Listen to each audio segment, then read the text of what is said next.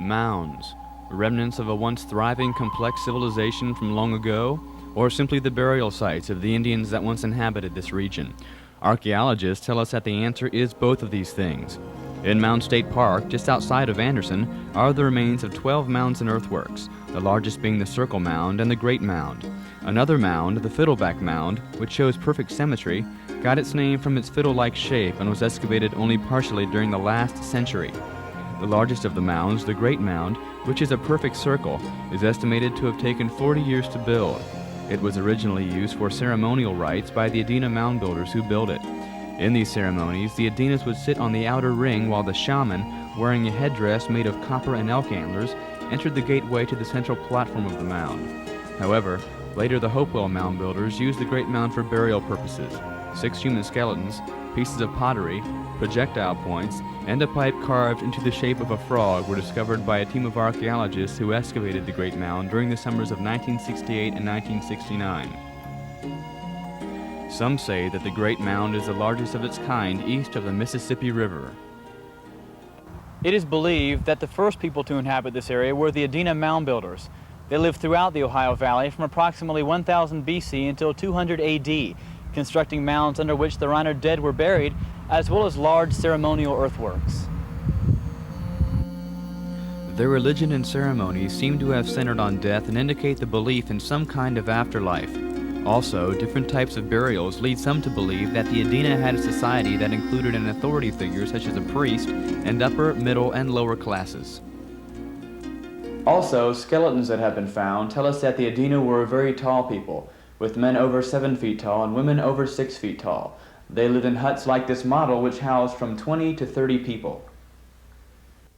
The second group of mound builders, the Hopewell culture, appeared in this area about 400 BC. Both the Edina and the Hopewell seem to have gotten along peacefully. Eventually, the Hopewell adopted the Edina lifestyle but expanded on it, making it more elaborate. We've learned that the Hopewell had trade systems encompassing much of North America. Grizzly bear teeth from the Rockies, copper from the Great Lakes, and seashells from the Gulf of Mexico all found their way to the Ohio Valley. Most of the art found, dating back to the Hopewell period, involves the use of copper and mica. Mica was fairly abundant, while copper had to be mainly imported. Some of the artifacts found in the mounds include flakers made from elk antlers, hammerstones, a drill, scrapers, knives, copper pendants, effigies, and rolled copper beads. Tools used by the mound builders were hide scrapers, spears, the addle, which is a spear throwing device, arrows, knives, drill and gorget, axes, and mica. As the Hopewell grew, the Edina dwindled, and those remaining were absorbed into the ranks of the Hopewell.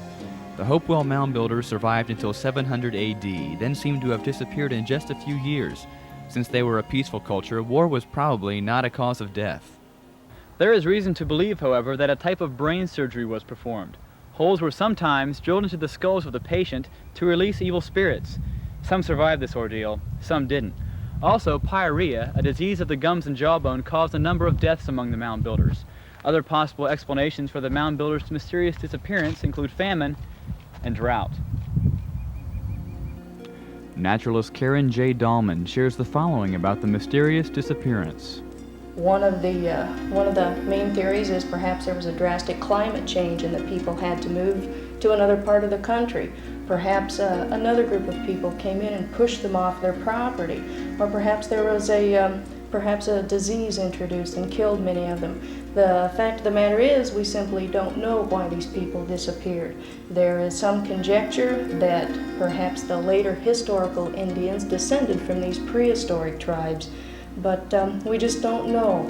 So there still remains quite a bit to learn about these people, and because of that, that's why they remain one of the most fascinating cultures to ever inhabit our area. Even with today's advanced technology, there are still many unanswered questions about the mounds and their builders.